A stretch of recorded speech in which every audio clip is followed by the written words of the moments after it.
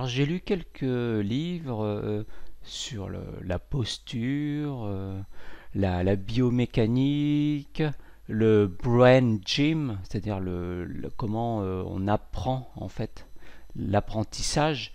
Et il y a toujours euh, cet étirement des mollets qui revient tout le temps, tout le temps, tout le temps. Et beaucoup d'auteurs prétendent que s'il n'y avait qu'un étirement à faire pour quiconque, ce serait celui-là, l'étirement du mollet.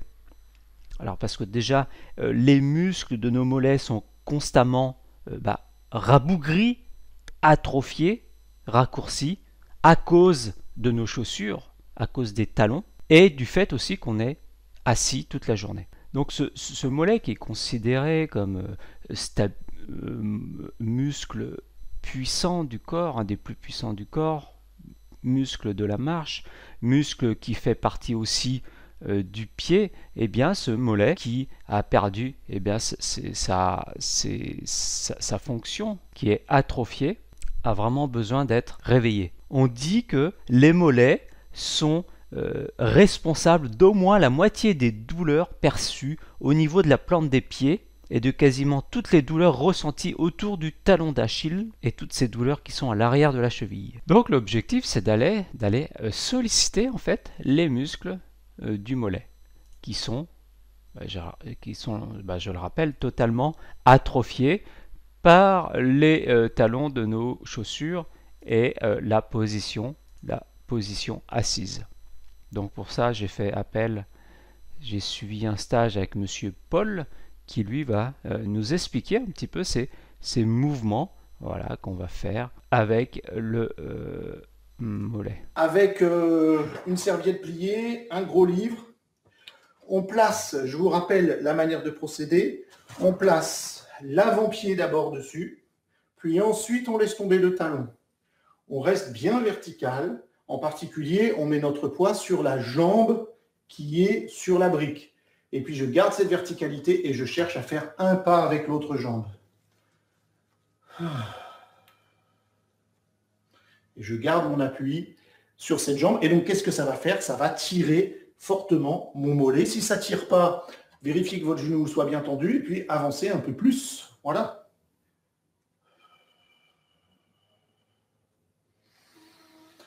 Respirez. Et puis, on change de côté. Avant-pied sur la brique. On laisse tomber le talon.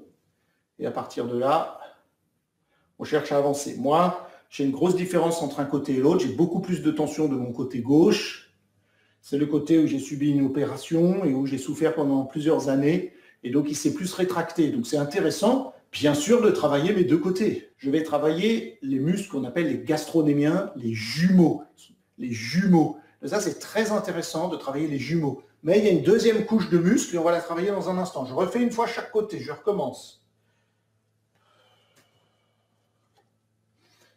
Il faut mieux avoir une position droite. Donc, si vous perdez votre position et que vous n'êtes plus droit, je préfère que vous vous teniez à quelque chose, vous vous mettez près d'un mur et vous vous maintenez légèrement avec le bout des doigts sur le mur, mais gardez votre belle position. Parce que ce qu'on veut, c'est travailler toute la chaîne musculaire. Donc, gardez votre alignement corporel, quitte à vous tenir à quelque chose le moins possible, très légèrement, et puis progressivement, vous n'en aurez plus besoin. Ou alors, si vous sentez que vous perdez votre posture, allez moins loin. Voilà, reculez votre jambe de telle sorte que ça tire moins. Et encore une fois, on change.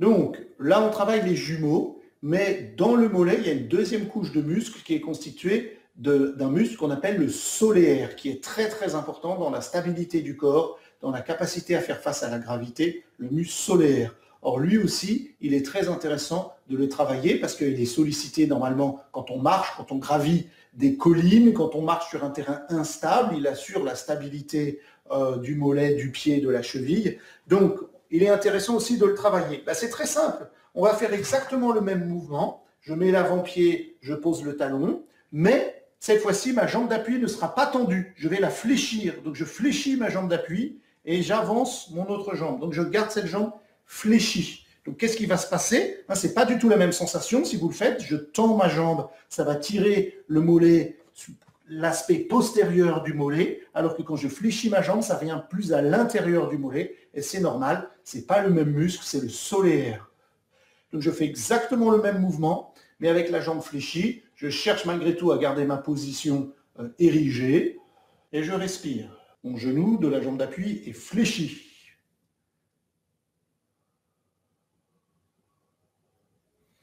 Je change de côté. J'aime bien sentir la différence. C'est très net entre une jambe et l'autre. Je fléchis ma jambe d'appui. Moi, j'ai encore besoin de me tenir ici.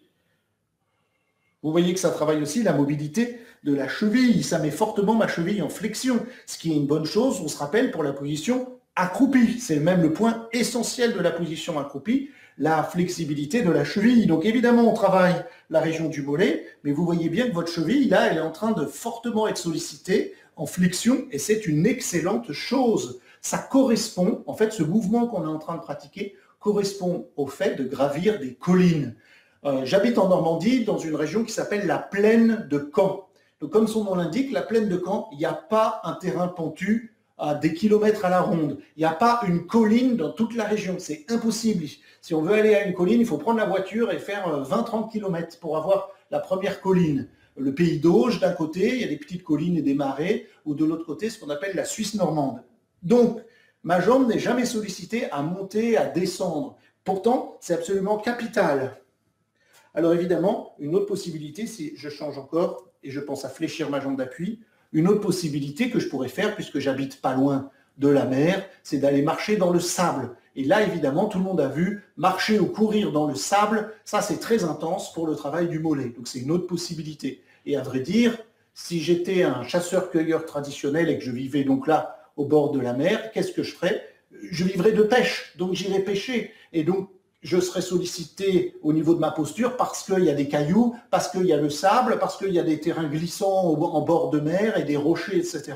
Et donc, je solliciterai toute cette musculature. Mais comme aujourd'hui, pour me nourrir, il suffit que j'aille au magasin bio, eh bien, je ne sollicite plus mon mollet. Donc, encore une fois, à chaque fois qu'on réfléchit à pourquoi notre corps est fait, est-ce que je le sollicite de la manière dont il a été conçu, dont on s'est adapté pendant des millions d'années, eh bien si la réponse est non, je ne le sollicite pas comme il faut, que je ne m'étonne pas de souffrir de tas de maux, de difficultés, de douleurs, parce que je n'utilise pas mon corps pour ce pourquoi il est fait, c'est tout casser.